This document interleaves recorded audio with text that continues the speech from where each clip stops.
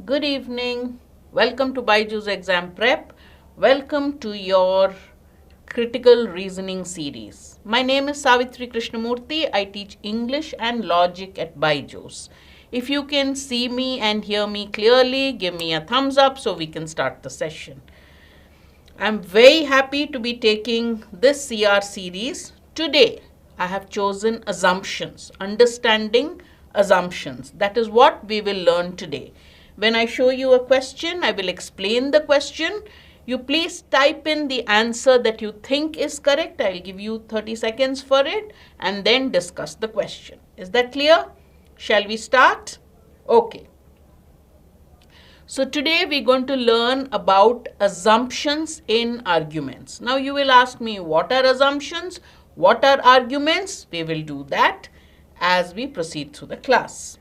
All right, before we start, any of you who wants to know, I'm sure many of you want to know what exactly do we do at BYJU'S. If anybody is new to us, then remember that we have a 3-day free trial. You can just start your free trial and see what kind of classes we give our students, what kind of questions, how the teachers do, so that after you take it, you will join our courses definitely, because they are, we get very good feedback from the students. All right. So do that, take your free trial and see what our courses are like and start our course. All right. We also have a CLAT counseling form which is there in the description. Many of you would be very confused. What do I do? Which course do I join? Long term, short term? How can I talk to somebody who's going to guide me through my CLAT preparation? Just fill the counseling form. One of our counselors will call you and talk to you.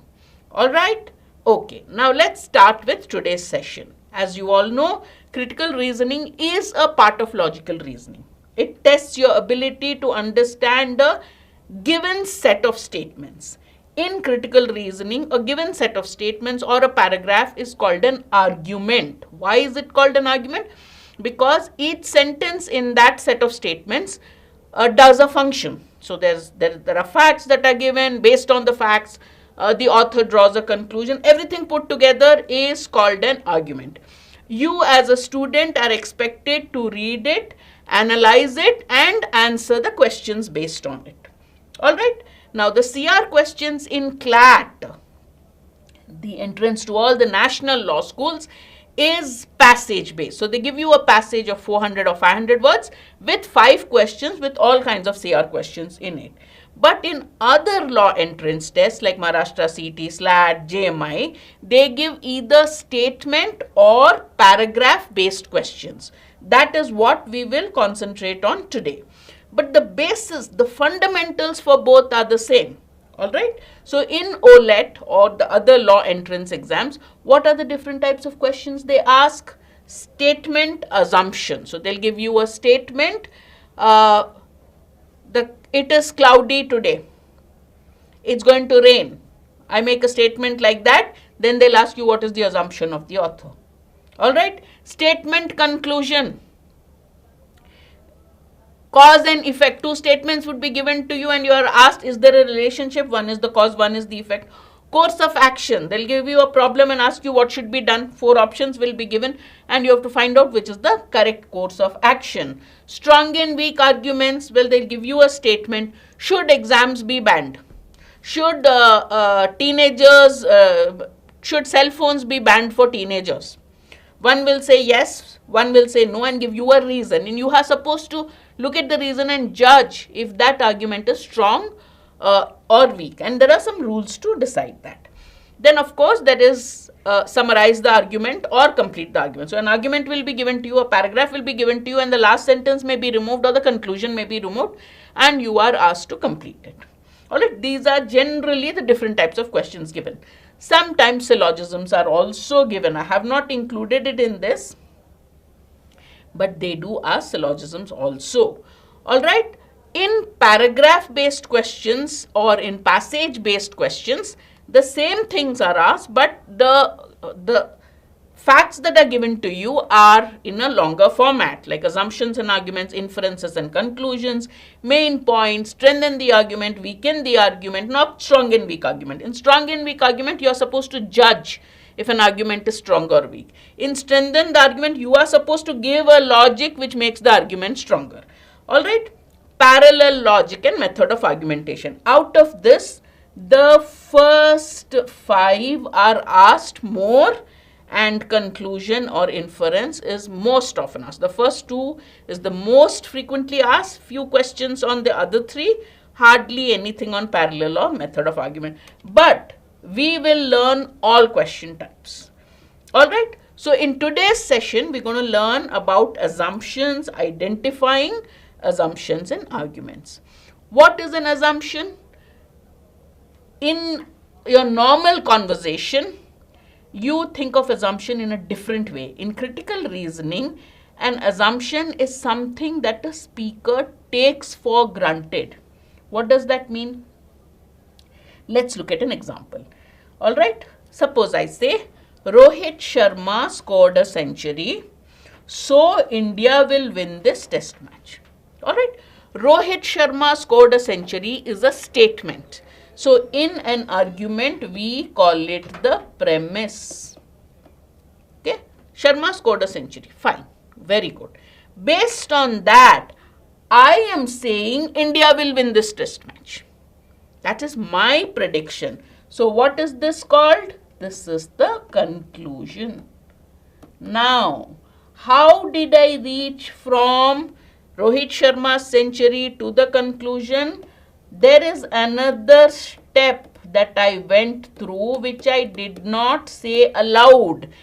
That part of an argument, which is actually another premise, which is not stated but which the author thinks about to come to a conclusion, is called an assumption. So an assumption, there is a premise, then there is an assumption, and premise plus assumption lead the author to the conclusion. So here, what is my conclusion? Rohit Sharma scored a century, India will win the match. So what am I assuming? My mind says, Rohit Sharma scored a century. Last time he scored a century, India won the match. The time before that, when he scored a century, India won the match. So my mind says, whenever Rohit Sharma hits a century, India wins the match. That is my assumption, because of which I am confidently saying, oh, India will win the match. All right. So that is my assumption. Now let's see if you can identify an assumption from another example. All right. Moby Dick is a whale. Okay. Fact. This is what I told you is my premise. So Moby Dick is a mammal. What is this? This is my conclusion. So how did I go from a whale to mammal? Moby Dick is a whale. Fact. I am stating it to you. Based on that, I am saying Moby Dick must be a mammal. Moby Dick is a mammal. That is my prediction. That is my conclusion. How did I reach from whale to conclusion? What did I think? What was my line of thought when I said Moby Dick is a mammal? That is my assumption. All mammals are whales. All whales are mammals. Moby Dick is a whale. All whales are mammals. Therefore, Moby Dick must also be a mammal. Therefore, my assumption is option B. That's correct. Clear? All right. Next one. Now you answer the question. I will read the argument to you. I will read the options. I'll wait for 10-15 seconds. Please key in your answers and then I will tell you the answers. For those of you who are not watching this live, who are watching a recorded version, pause and then find your own answer and then listen to my explanation of what is the correct answer. All right? Okay. There is nothing wrong in talking on a mobile phone during lectures. Senior students do it all the time. So this is what I'm saying. What are the two facts? Nothing wrong in talking on a mobile phone during lectures. Why? Senior students do it all the time. So what is the speaker taking for granted when he or she says Nothing wrong in talking on phones when a lecture is going on. Senior students do it all the time. Senior students do the right thing. Senior students talk on the mobile phone during lectures. There is nothing wrong in breaking a rule, or A and B. That is, they do the right thing and they talk on the phone all the time. What is the person taking for granted? What is the information hidden for you in this sentence? Nothing wrong in talking on a mobile phone during lectures. Why? Senior students do it all the time. So if senior students talk on the mobile phone, there's nothing wrong. That means he's assuming that senior students do the right thing, right? Second, senior students do it all the time. That means senior students talk on the mobile phone during lectures, right? The first and second sentence tell us that. Now, there is nothing wrong in breaking a rule. Has the statement told you anything about there is a rule that you should not talk on mobile phones during classes? Nothing. Your assumption cannot go beyond the statement. Statement hasn't said anything about rules. Therefore, nothing about breaking a rule. So, you cannot say C is an implicit assumption. So, what is my correct answer? D, that is A and B both are assumptions. Clear? Alright. Next question. Read the argument. Say it in your own words so that you understand what it is. Look at all the 4 options and talk to yourself as you eliminate the options. Traces of water have been found in Mars's atmosphere. They have found water in the atmosphere of Mars. Fact number 1. Oh, this is a premise, okay? They have found water on Mars. That's the premise. Based on that, what's the conclusion? There must be life on Mars. There is water on Mars. This is my premise. Conclusion, there is life on Mars. This is my conclusion. So what is my assumption? Wherever there is water, there is life. Correct? This you have in your own head. Now let us look at the options. The traces may be an anomaly. What's an anomaly? An irregularity. हो गया, once in a while something, गलती से हो गया है. Anomaly is an irregularity. It's unusual. It's not the normal thing. That we can't say anything about whether it's regular or an irregular occurrence.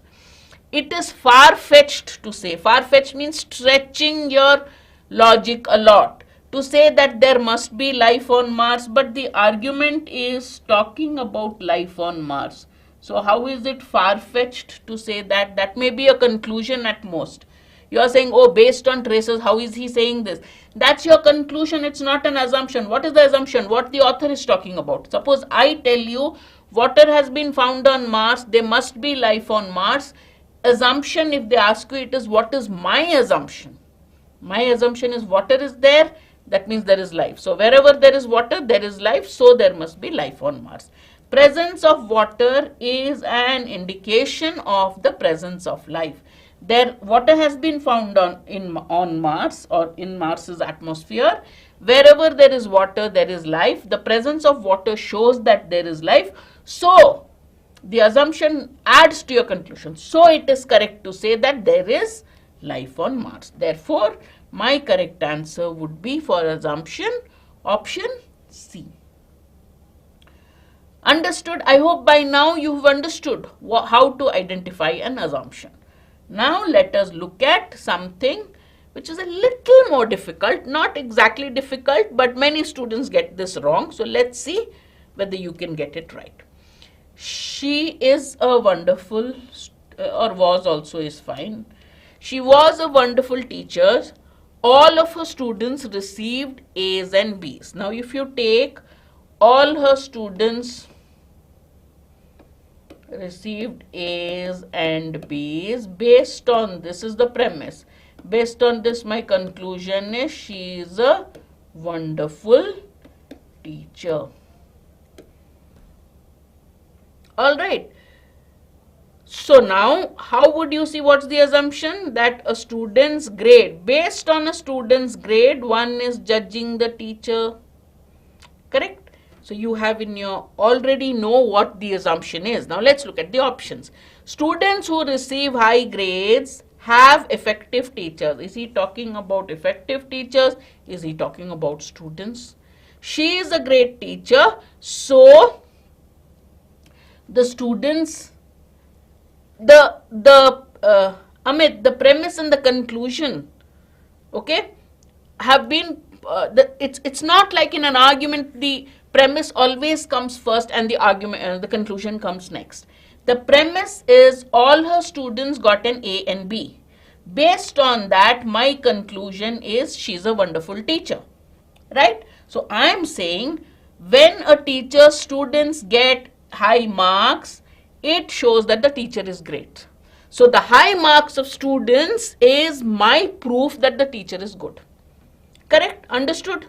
So based on that, students learn better. You can't say the students learn better. It's only about the students' grades. क्या marks मिले students के?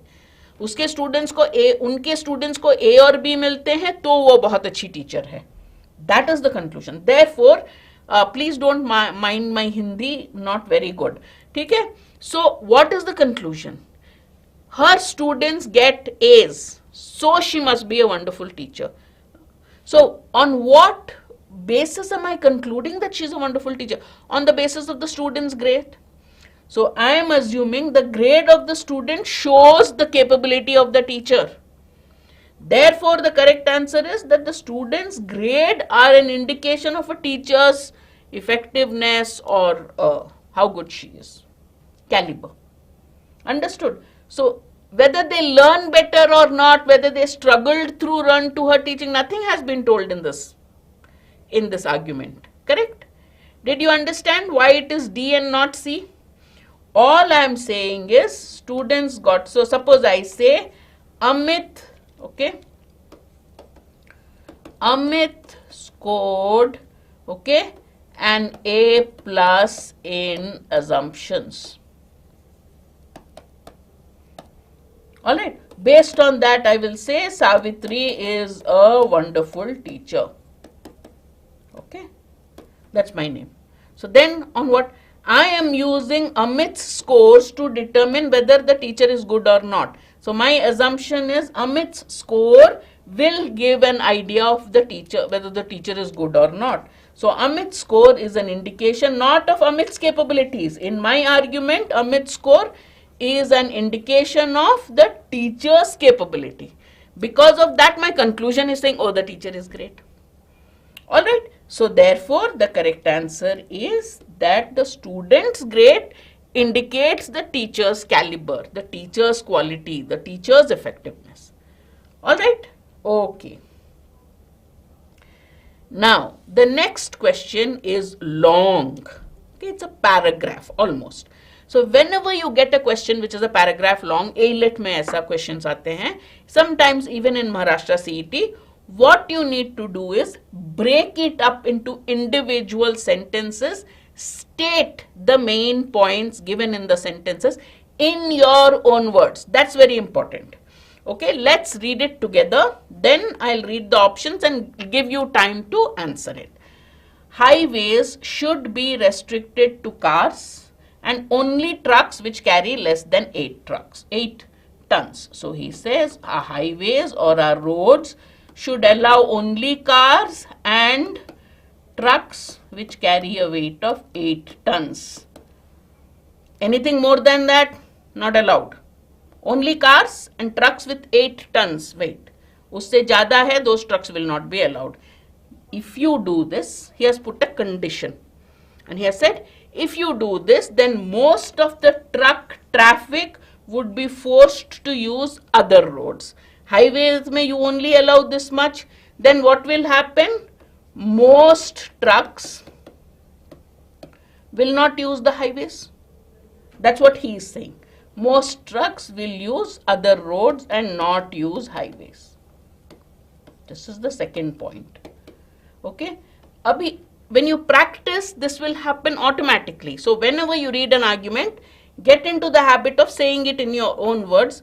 Understanding the argument is the most important thing, then everything in critical reasoning will look very easy.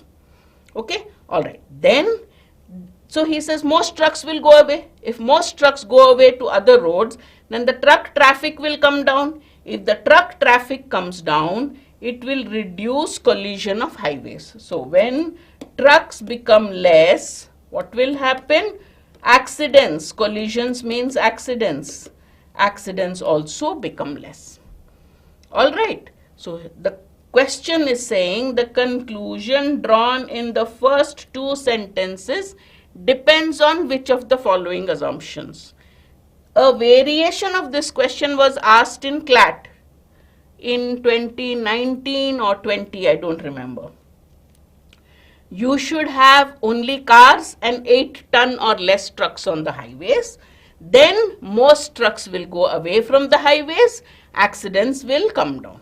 Okay, so the first two sentences is highways should only have cars and trucks of less than 8 tons. Then most trucks will not be able to use the highways. All right, based on this, tell me what is his assumption. Only these two sentences we want. Option 1, the roads outside the highways would be as convenient as the highway for most drivers of trucks. Passage में truck drivers के convenience के बारे में कुछ बोला गया है. Has the author mention anything? If they use other roads it will be equally convenient, safe, smooth driving? No, the whole convenience factor has not been mentioned. So can this be a correct option?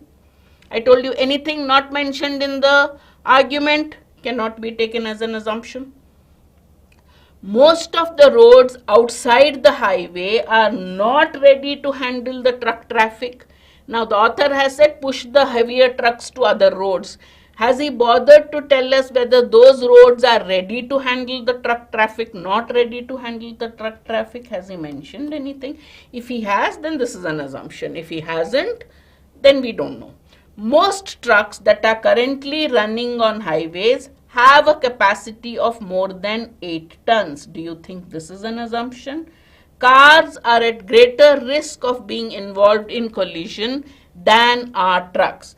Amit, no question mark. Tell me C full stop or not. अब तो आपको is it C or not? Tell me. No question marks allowed. Is it C or not? What other choice do you have? C नहीं है तो और कौन सा हो सकता है? Why would you ask a question? Question mark मतलब आपके मन में doubt है. So what is the doubt about? He said trucks over 8 tons को निकाल दो हाईवे से, फिर हाईवे का ट्रक ट्रैफिक कम हो जाएगा. That means the assumption is right now most trucks are more than 8 tons. Exactly.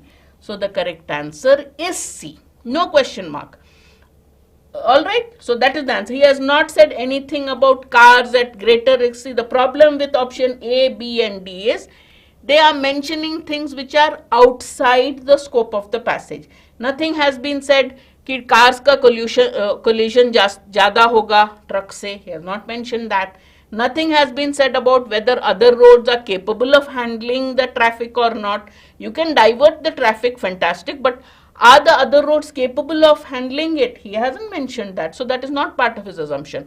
Only what he has mentioned in the passage, in the paragraph, is part of the assumption. All right. So understood what is an assumption and how to identify it. Read the argument, identify what is the premise, identify what is the conclusion. Okay.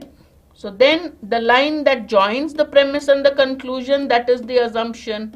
In a statement, if I say, I will not answer any of your doubts today. If I come to class and I announce this, what is the assumption I am making? If I say, I will not answer any of your doubts today, what is my assumption? That I am ill-prepared for the class or students will have doubts. I have given you both options. Tell me which is correct. Teacher announces in class, I will not answer or clarify any doubts. Okay. So what is the assumption in this one statement? Teacher is not well prepared. Teacher doesn't know the subject. Or second, students have doubts. What am I taking for granted when I make this statement? मैं आपका कोई question आज answer नहीं करूंगी. If I say this, what am I assuming? What am I taking for granted? That is an assumption. So here, is it 1 or 2? Is it that I am not well prepared? Is that an assumption? Remember, an assumption is never stated. An assumption is always in the author's head, and you have to figure it out based on what has been said. So is it 1 or 2? What is the assumption? Amit, A is your conclusion. यार, she is coming to class and teaching, इसको तो subject ही पता नहीं है. She is not well prepared. ये आपका conclusion है. When I tell you I will not answer any questions, I am assuming that you have doubts. That is the assumption. Got it? अच्छा, मैं आपको और एक question दे रही हूँ. Let me just give you another question.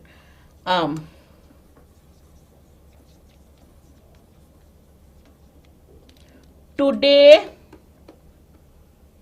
is Tuesday. All right. My mother will bake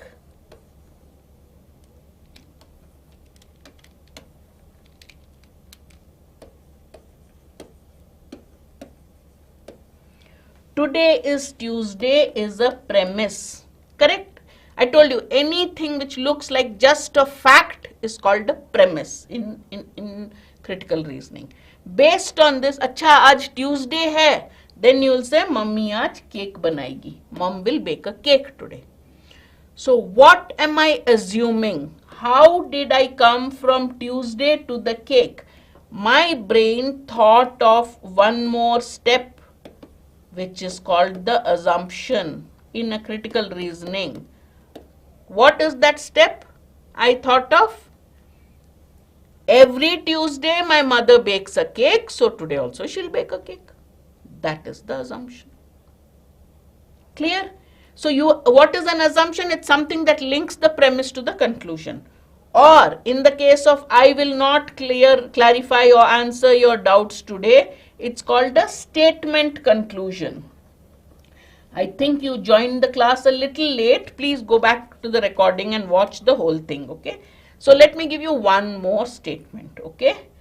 Please, okay, let's say it's an offline class. I'm there in the classroom and you're sitting in front of me, and I'll say, please, I'll tell you Amit, I'll say, please bring the register from the staff room.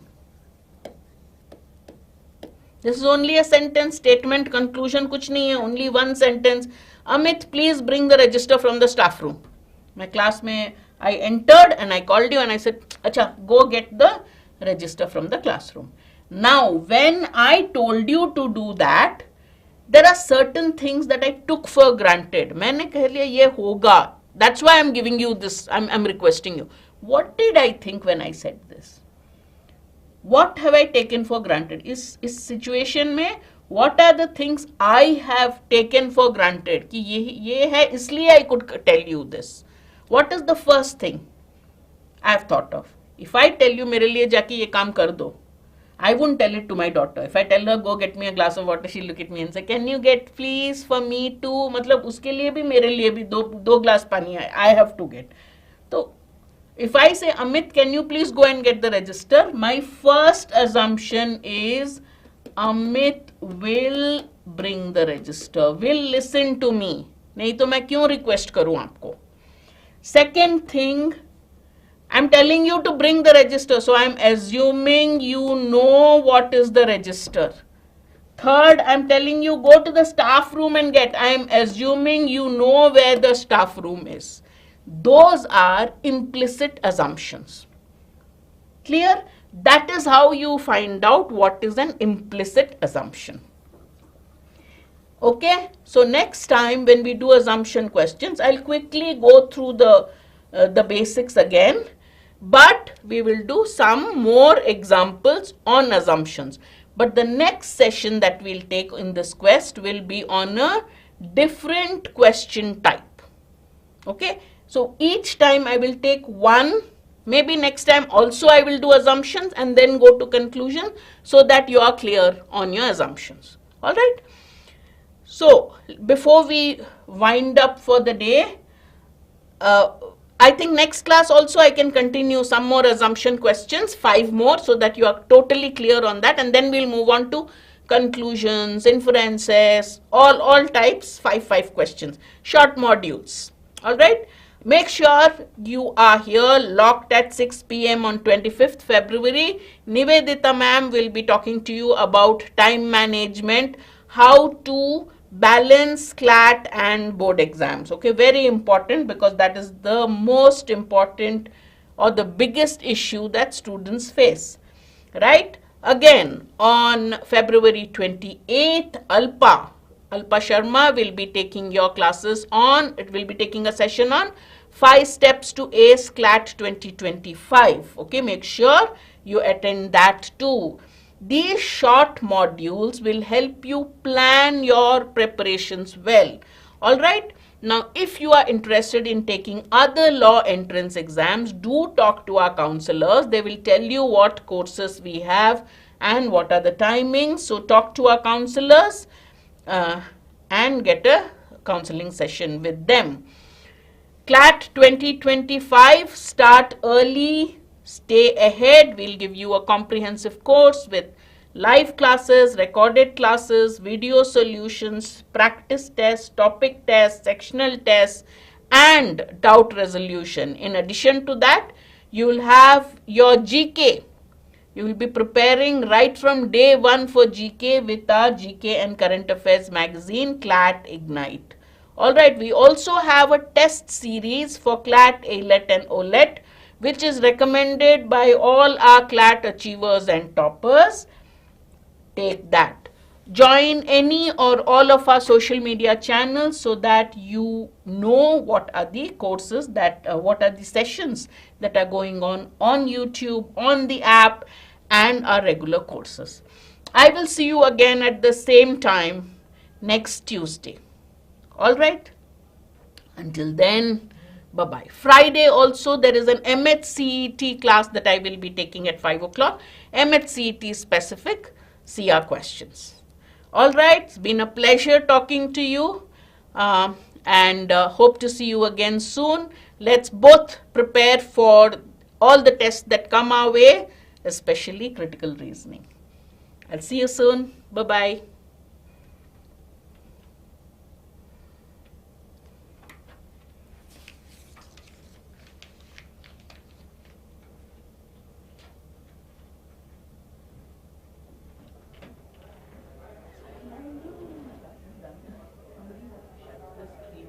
Oh, I learned it. Yeah. What do you teach? I teach grade 6 to 10 biology. Oh, biology, I don't mind.